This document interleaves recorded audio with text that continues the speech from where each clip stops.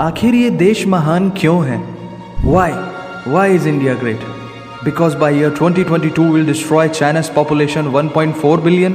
और uneven social stratification या हमारा system, political issues, terrorism, poverty, inequality, illiteracy, right? No, नहीं, सारी दुनिया एक परिवार है, वसुधैव कुटुंबकम। ऐसी संस्कृति, सभ्यता वाला हमारा देश जो हम सबके सीने में धड़कता हुआ हिस्सा है, उसी का तो ये सारा किस्सा है। हम उस देश के वासी हैं जहां अव्यवस्था में भी व्यवस्था है। There is no country more diverse than India.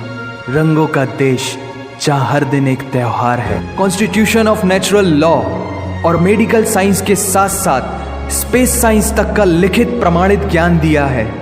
इस संसार के सबसे प्राचीन नगर भारत में है।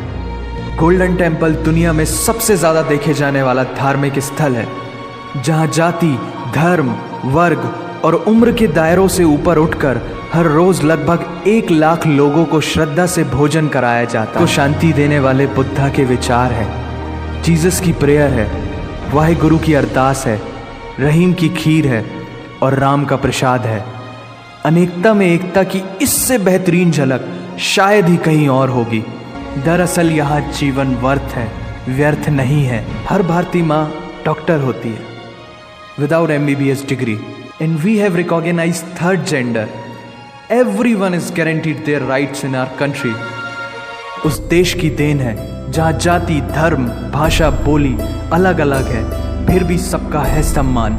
पूर्व से लेकर पश्चिम तक सारा एक हिंदुस्तान, विश्व का सबसे बड़ा लोकतंत्र, जहाँ फरिश्ते सिर्फ आसमान में नहीं रहते, जमीने हिंद में उन्हें जवान कहते हैं, जो -53 डिग्री सेल्सियस की ठंड से लेकर 52.4 डिग्री सेल्सियस की गर्मी में भी सीमा पर तैनात होकर देश की रक्षा करते हैं और अपनी मातृभूमि के लिए मुस्कुराते हुए जान भी दे देते हैं। वो जवान, वो सैनिक है भारत।